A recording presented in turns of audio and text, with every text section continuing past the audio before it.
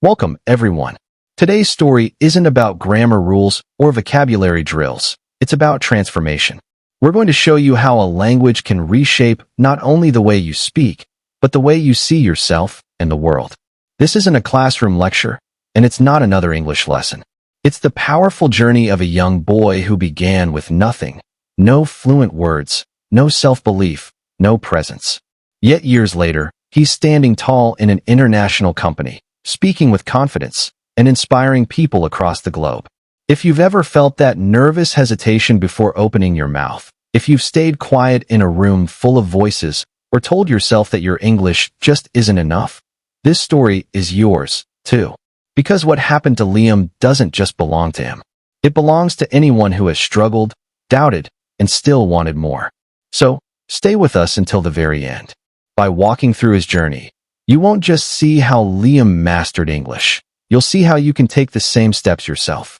And if you're committed to changing your future, make sure to subscribe to this channel. Every video here goes beyond words and sentences. It's about unlocking the future you deserve. Let's begin with the story of a boy named Liam. My name is Liam, and for years, I lived in silence. Not because I had no thoughts, but because I felt unworthy of voicing them in English. I grew up in a small town where English wasn't spoken by anyone. We had a single internet cafe, no real English classes, and if you dared to imitate someone from outside, people laughed at you. My father fixed cars in a modest garage. My mother baked bread at home and sold it to keep us afloat. They worked endlessly, yet the chance to dream beyond survival never came their way. But for me, it was different. I carried a dream. I wanted to be a designer, not just sketching ideas on paper, but presenting them to the world, working with global companies. Root deep within, it's safer to stay quiet. From that day forward, every English lesson felt like a punishment, a reminder that my silence had become my shield. I avoided every glance. I prayed my teachers wouldn't call my name. And when someone tried speaking to me in English, I would simply nod or smile, hoping they'd move on. But silence didn't stay trapped in the classroom. It followed me everywhere. In shops, I walked past tourists without a word. Online, I never joined English chats. Even at home, where my dreams were loud, my voice was nowhere to be found, and speaking with confidence in English. Yet whenever I tried to speak, my voice froze. My chest tightened, my heart pounded, and in my head a voice whispered, "You're not ready. You're not enough. Stay silent." But this is where my story shifts. It's the journey of how I broke that silence. How I reshaped my mind, retrained my tongue, and rebuilt my voice, word by word, day after day. My English wasn't flawless, but it became fearless. If you've ever trembled at the thought of speaking, I know exactly how that feels. But I also know the strength that's waiting inside you. So let's go back to the beginning. Part 1. I stayed silent because I was afraid. It started in school, when I was 15. My English teacher pointed at me and asked me to read aloud from the book. I knew the words. I could see them clearly in my head, but my mouth locked shut. I looked at the page, then at her, then at my classmates, and nothing came out. The room filled with laughter. Someone shouted, "He doesn't know English." But the truth was different. I didn't know it. I just couldn't let it escape my lips. That single moment planted a decision inside me. Not one I said out loud, but one that took. One night, I came across a YouTube video. A designer was presenting his work to a client in flawless English. His voice was steady, his explanations clear, his smile effortless. He belonged in that world. I paused the video. My heart heavy, because I knew I could create designs like that. But I also knew I couldn't speak like that. And in that moment, something inside me broke. At 17, I took a bold step. I applied for a remote internship. They loved my design portfolio and invited me to a Zoom interview, entirely in English. I agreed, but on the inside, I was trembling. The call began. The interviewer smiled and said, "Hi, Liam. How are you today?" Just a simple question. But my throat locked. My voice cracked. I forced out, "I fine. Thank you." My chest tightened, my face flushed, and I knew right then, the job was gone.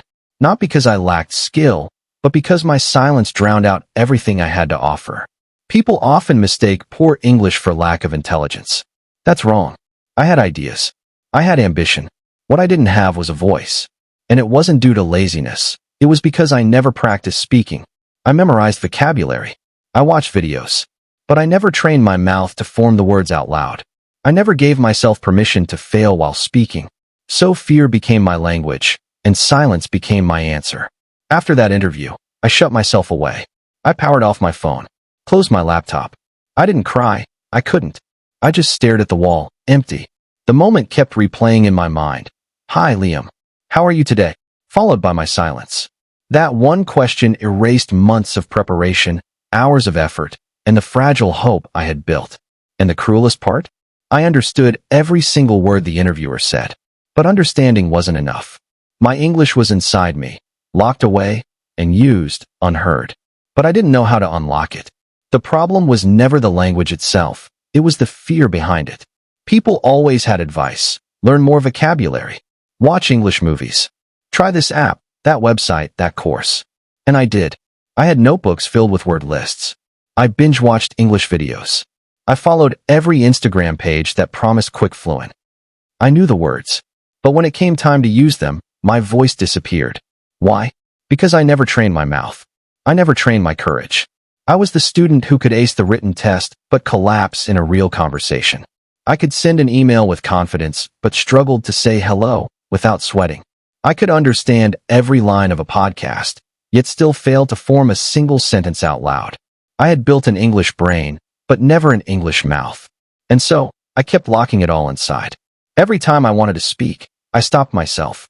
I told myself, not now, tomorrow, later. But later never came. Because fear doesn't shrink in silence, it grows. With every quiet moment, the lock became tighter. What if I make a mistake? What if they laugh? What if I sound foolish? What if I freeze again? I repeated what if so many times, I forgot how to say anything real. I was living in my head, replaying fake conversations, while the real world passed me by. One night, around midnight, the weight of it all hit me. Everyone at home was asleep. I lay in bed staring at the ceiling, frustrated, exhausted, angry. But more than anything, I felt ashamed. Ashamed that I had dreams and wasn't moving toward them. Ashamed that I was letting fear decide the course of my life. Then something unexpected happened. I stood up, walked into the hallway, and stopped in front of the mirror. The house was dark, but I could see myself. My shoulders slumped, my eyes tired. I looked like someone who had already surrendered. And without planning, without even thinking, I said one sentence out loud. I want to speak English. That was it. No big speech. No perfect grammar. Just one line. But when I heard my own voice, something shifted inside me. For the first time, I wasn't speaking to impress anyone, to answer a question, or to pass a test. I was speaking for myself. And that made all the difference. It might not sound dramatic. I didn't deliver a speech. I didn't sing a song. I just said one sentence to the mirror. But that single line became a key. It didn't fling the door wide open, but it cracked it enough for me to see something. Maybe the lock wasn't as strong as I thought. I used to believe fear meant I wasn't ready. Now I understand. Fear simply means it matters. And English mattered to me. Not for school, not for likes online, but for freedom. That night, I made a quiet promise. Every night, I will speak at least one sentence in English. Even if I whispered, even if I stumbled, even if I forgot the words, one sentence, one voice, one chance to grow stronger. No one saw me. No one clapped. No one congratulated me. But I knew a beginning had been made. The silence was still there, but now it had competition, the sound of my voice. Part 2. The sentence that set me free. After that moment, sleep barely came. Not because of fear, but because for the first time in years, I felt a spark. Tiny, fragile, but real. Hope. And I couldn't stop replaying my own voice in my head. It wasn't fluent. It wasn't polished. But it was mine. The next morning, before anyone else woke up, I stood in front of the same mirror. Same face. Same tired eyes. But something inside me had shifted. And this time, I didn't wait for motivation. I spoke. My name is Liam. I am learning English. One day, I will speak fluently. Just 3 simple sentences, but they shook something inside me. From that day, I started adding one new sentence each morning. Not for grades, not for YouTube, not for applause, but for me. Here's what the first week looked like. Day 1, I want to speak English. Day 2, I believe in myself. Day 3, my English is getting better. Day 4, I'm not afraid to try. Day 5, I can talk about my day. Day 6, It's okay to make mistakes. Day 7. I will not stay silent anymore. That last sentence broke me open, because by then, I knew this wasn't just about English anymore. It was about choosing to exist, choosing to be heard. Most people try to learn English by thinking, but I had already done enough thinking. What I needed was the opposite. I had to train my mouth. So I built a system that changed everything. 5 minutes of mirror speaking every morning. I looked myself in the eyes and talked. Even if I didn't know the words, I tried. Even if I made mistakes, I smiled. Because broken English was better than perfect silence. Record and replay.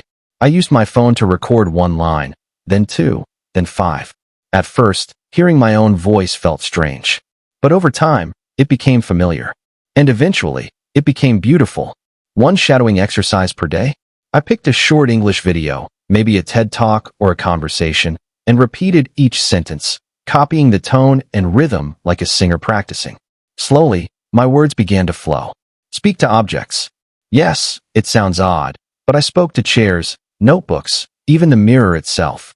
Hello, notebook. Today I feel tired. Hello, chair. I have a dream. It wasn't about the object. It was about building courage. People scared me, so I started with things. And little by little, the fear shrank. One evening, my younger brother was watching a YouTube video in English. Normally, I would have ignored it. But this time, I repeated the lines out loud, one after another, without thinking, without fear.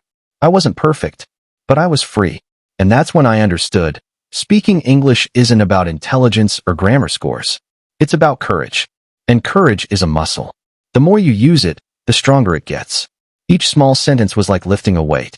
Over time, I became stronger. I still hadn't faced a real audience. I hadn't answered a full question in a live conversation.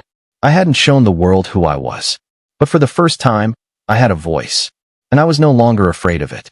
That sentence, the one in the mirror, didn't make me fluent. It didn't make me perfect. But it gave me belief. And belief set me free. Part 3. I trained my mouth, not my grammar. 2 weeks into my practice, something surprising happened. I began to miss it. The mirror sessions were no longer a task. They were a habit. Every morning, my feet carried me to the mirror before my mind even realized it. It became my daily ritual, a quiet conversation with myself. I was far from fluent. Mistakes still happened. Sometimes I stuttered. But inside, something was shifting. All my life, I had studied English as a subject. I memorized lists, circled correct answers, passed tests. But I never trained to speak. Schools train your brain, but no one trains your mouth. And then I realized something powerful. Speaking is not knowledge. Speaking is muscle memory. Athletes train their legs. Singers train their voices. If you want to speak English, you must train your mouth. I already knew the grammar rules, past perfect, continuous tense, conditionals. But none of that helped when my voice trembled in public. My problem wasn't grammar. It was fear. It was lack of confidence. It was absence of daily practice. So I made a decision. No more grammar books. No more endless memorization. I would train my mouth until it stopped shaking. Quietly, privately, without telling anyone. Not for likes, not for motivation, for results. I created a simple system. I stood in front of the mirror with no phone, no distractions. I looked into my own eyes and treated my reflection as another person. I said, "Good morning. How are you today? What are your plans?" It felt awkward, but I smiled. I slowed down. I exaggerated my mouth movements, because speaking is physical, and I had to retrain my muscles. Next, I picked 1 English sentence from a movie, a podcast, or a TED Talk. Example: success doesn't come from what you do occasionally. It comes from what you do consistently. I listened. I wrote it down. And with each line, I grew stronger. Then I took it further. I recorded myself repeating each sentence 5 times in a row, play, pause, repeat. I listened back, adjusted my rhythm, corrected the flow. No one else needed to hear it. This was training for me, building muscle, building confidence, building rhythm. Every day, I picked 1 simple topic. What did I do yesterday? My favorite food. A memory from school. A dream for the future. I spoke for at least 2 minutes, even if I stumbled, even if I paused, even if the words escaped me. If I didn't know how to say something, I explained it another way. And that skill, learning how to survive in conversation, was far more powerful than memorizing lines. Before bed, I ended each day with a whisper practice. No energy, no pressure, Just me and my thoughts in English. A few simple sentences. Today I practiced well. I'm getting better slowly. Tomorrow I will try again. That bedtime voice became my nightly goodbye to fear. Fluency didn't come overnight. But after 30 days, something changed. I could speak without panic. I could speak without whispering. I could speak without feeling like an imposter. And then, the first test arrived. My cousin came to visit. We sat in the living room and he asked, "Have you watched this new English movie?" I nodded. And before I realized it, I started describing the story in English. Not perfect, but natural. He looked at me, wide-eyed, and asked, "When did you start speaking like this?" I smiled, because I knew the truth. It wasn't luck. It wasn't a miracle. It was mouth training, daily, quiet, consistent. And here's the truth for anyone watching. You don't need more grammar rules. What you need is mouth training. Real sentences. Real practice. Real repetition. Your brain already knows English. It's your mouth that doesn't trust you yet. Teach it. Train it. Whisper, stumble, pause, repeat, but do it every single day. Your voice will return. I had spoken to the mirror, to myself, to my phone, but I had never stood in front of people. I had never faced a real audience. Deep inside, the fear was still there, waiting, whispering, what if you freeze? What if they laugh? What if you fail again? And then came the moment. A simple class presentation. Just 60 seconds. One topic. But it was enough to shake my hands and summon every ghost of silence I had ever carried. It was Thursday morning. The classroom air felt heavy. Our teacher announced, "Tomorrow, each of you will give a short talk in English." My heart sank. Outside, I acted calm. Inside, I was collapsing. That night was chaos. My chest was tight, my thoughts loud, my appetite gone. At dinner, my mother asked, "Are you okay?" I smiled weakly. Just tired. But I wasn't tired. I was terrified. I didn't sleep. I stared at the ceiling again. The same ceiling I had stared at weeks earlier when I couldn't even say one sentence. But this time was different. I wasn't only afraid. I was also ready. At 2:13 a.m., I got up. I faced the mirror. The same eyes looked back at me, but not the same person. I whispered, "You've trained for this. You're not silent anymore. They're not enemies. They're just people. You have a voice now, use it." Then I practiced my lines, over and over. My mouth still trembled, but it didn't close. That was enough. The next morning, my hands were cold. My stomach was empty, even after breakfast. At school, everyone was nervous, flipping notebooks, whispering sentences. I sat quietly, not because I was calm, but because I was preparing for battle. Names were called. One student, then another. Then I heard it. Liam. My legs felt like lead. I walked to the front, slow and heavy. My teacher smiled. My classmates watched. Some leaned back. Some scrolled their phones. But one thing stood out, silence. I had feared silence for years. But now, I was standing in the middle of it. I looked up and said, "Good morning. My name is Liam." My voice cracked, but it came out. And that was everything. I paused. I breathed. Then continued. "Today, I want to talk about my journey with," but I ignored all of it, because the only thing that mattered was my next sentence. For many years, I was scared of this language. I thought if I made a mistake, people would laugh. So, I stayed silent. And this time, the silence didn't win. I could hear my heartbeat in my ears, but I kept speaking. I said, "Silence is heavier than any mistake. It doesn't protect you, it traps you." And I was tired of hiding. For a moment, the room shifted. A girl looked up from her desk. A boy in the corner leaned forward. The silence that once crushed me was now holding me up. I told them how I started. Just one sentence a day, in front of the mirror, to no one but myself. How slowly, silence turned into sound. And I ended with, "I'm not fluent. I'm still learning. But I'm not silent anymore." Then I said, "Thank you." I looked up. No one laughed. No one whispered. No one smirked. For 4 long seconds, there was nothing but silence. And then, one clap. Another. Then the entire class. The room erupted. Not because my English was perfect, not because my speech was advanced, but because they felt it. It was raw. It was real. It was brave. My hands were still shaking, but inside, I felt something new. I didn't feel small. I didn't feel ashamed. I didn't feel like the boy who froze on Zoom. I felt free. Because speaking English isn't about perfection. It's about showing up, even when your voice shakes, even when your mouth forgets, even when fear screams inside you. And when you do, the world listens. That speech changed me. But it wasn't the end. It wasn't a finish line, it was a gate. A beginning. Because one question still haunted me. Could I do this in the real world? With strangers? In meetings? On calls? Under pressure? That was the true test waiting ahead. After that day, I stopped studying English. I started living it. It wasn't the applause that changed me. It wasn't even my teacher's praise. What changed me was hearing my own voice, for the first time. For years, I'd lived only in my head. I had ideas, dreams, opinions, but I silenced them because I thought English had to be perfect before I spoke. But that day, I learned something I'll never forget. You don't need perfect English to be heard. You need courage. Real courage. And then, life gave me the test. I was walking near the bus station when I saw him.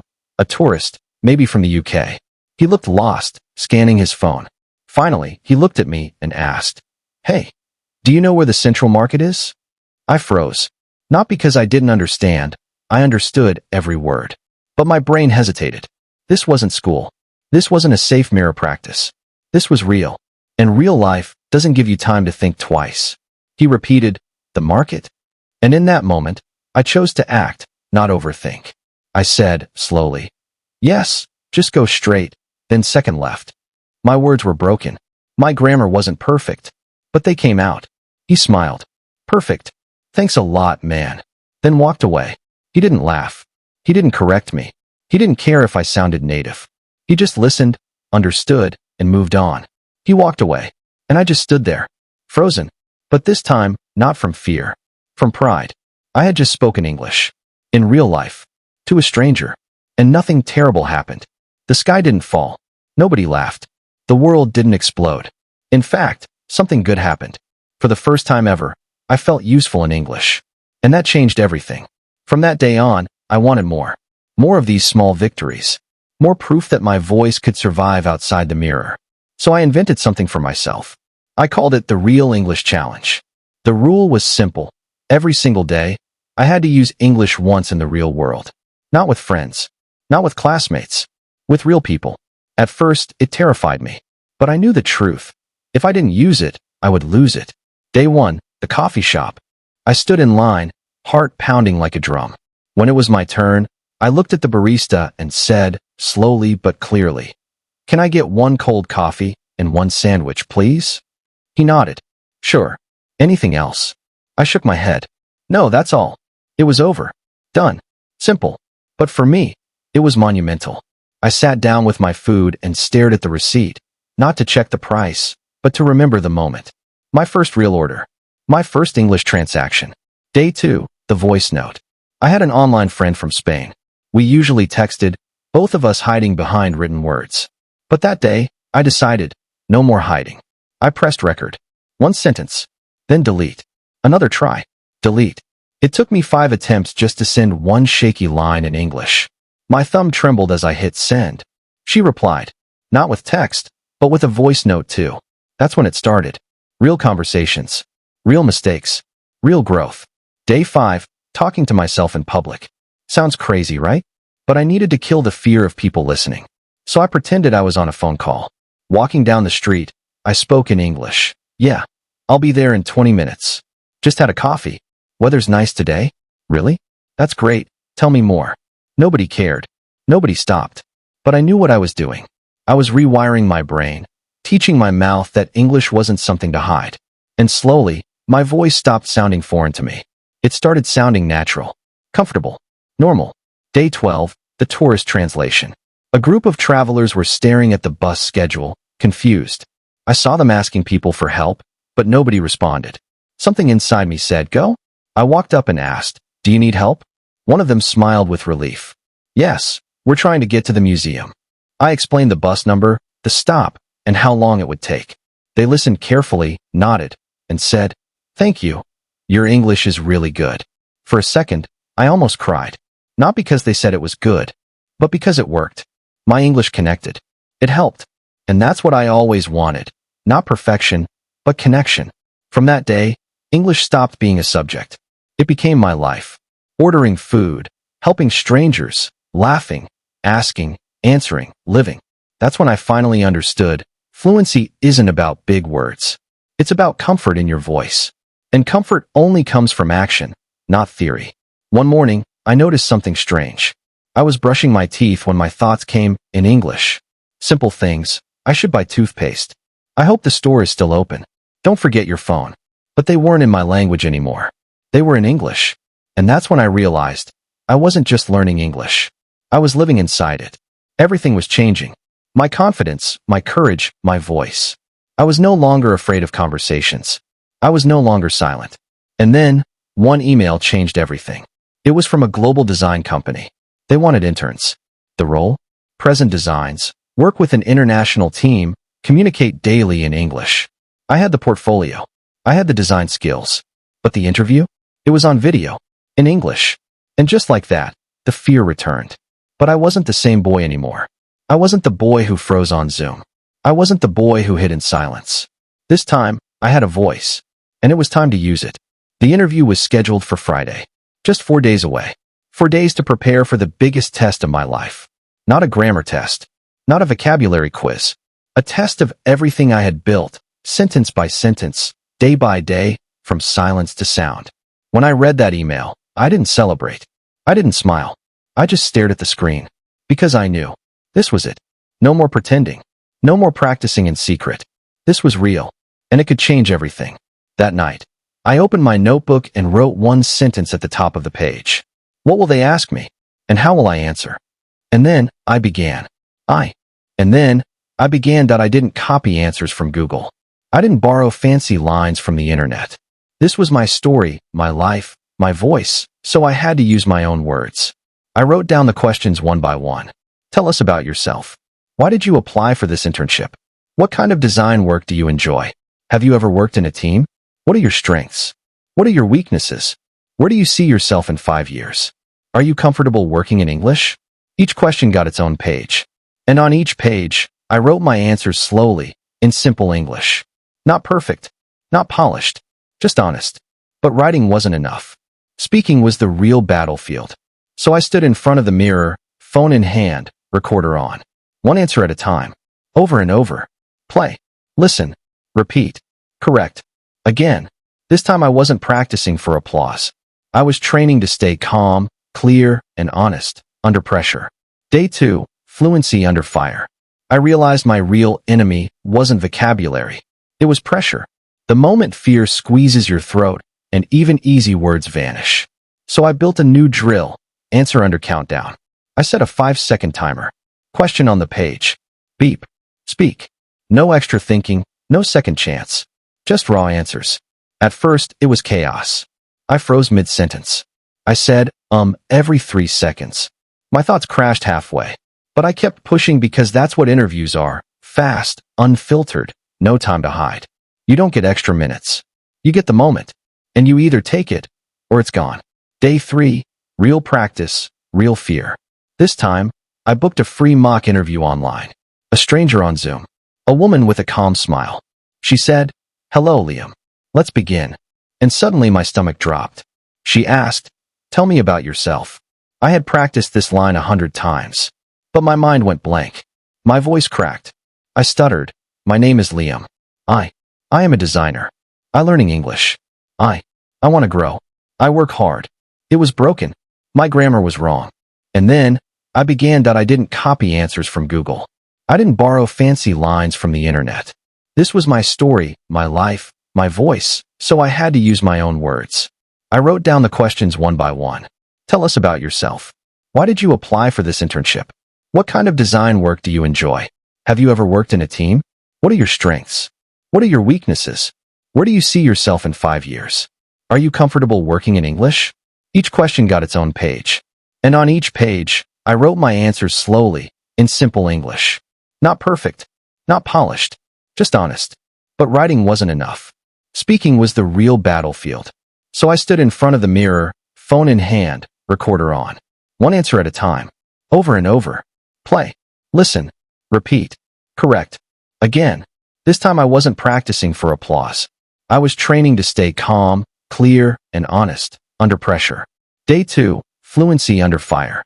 I realized my real enemy wasn't vocabulary. It was pressure. The moment fear squeezes your throat, and even easy words vanish. So I built a new drill, answer under countdown. I set a 5-second timer. Question on the page. Beep. Speak. No extra thinking, no second chance. Just raw answers. At first, it was chaos. I froze mid-sentence. I said, every 3 seconds. My thoughts crashed halfway. But I kept pushing because that's what interviews are. Fast, unfiltered, no time to hide. You don't get extra minutes. You get the moment. And you either take it, or it's gone. Day 3, real practice, real fear. This time, I booked a free mock interview online. A stranger on Zoom. A woman with a calm smile. She said, "Hello, Liam. Let's begin." And suddenly my stomach dropped. She asked, "Tell me about yourself." I had practiced this line 100 times. But my mind went blank. My voice cracked. I stuttered. "My name is Liam. I am a designer. I learning English. I want to grow. I work hard." It was broken. My grammar was wrong. They asked about my work. I told them why I design, how I use feedback, what I'm learning now. They asked about teamwork. I shared school projects, how I listen, how I handle conflict. They asked about my goals. I said to grow, not just as a designer, but as a communicator. Are you comfortable working in English daily? I smiled. I won't say I'm perfect, but I speak every day. I learn every day, and I am not afraid anymore. They nodded. And then the man said something I will never forget. "Liam, your English is not perfect, but your honesty, your energy, your growth mindset, that's rare. Thank you." The call ended with warm smiles. I closed the laptop and cried. Not because I failed, but because I had finally spoken through everything that once broke me. Because people don't want your perfect English. They want your presence, your effort, your truth. The world doesn't belong to the fluent. It belongs to the brave. And that day, I had finally become both. I didn't open the result email right away.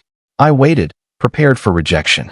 If they said no, I would still be proud, because this time, I had shown up. But 3 days later, the subject line read, "Congratulations, Liam. You're selected." I didn't scream or jump. I just sat there quietly, tears in my eyes, not because I was shocked, but because I was ready. Monday morning, my first team meeting. 5 people from 5 countries. Germany, Brazil, Canada, South Korea, all speaking fluent English. And now, so would I. The screen lit up. Someone smiled and said, "Hey Liam, welcome to the team." And I replied, "Thank you. I'm really happy to be here."